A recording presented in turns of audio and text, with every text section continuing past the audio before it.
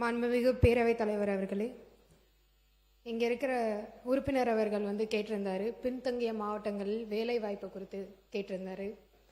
இதை அறிந்த நமது மாண்புமிகு முதலமைச்சர் அவர்கள் அன்றே தன்னுடைய வாக்குறுதியில் வெற்றி தமிழகம் மிஷன் டாக்குமெண்ட் பின்தங்கிய மாவட்டங்களுக்கு வேலை வாய்ப்பை உருவாக்குவோம் என்று சொல்லியிருந்தார்.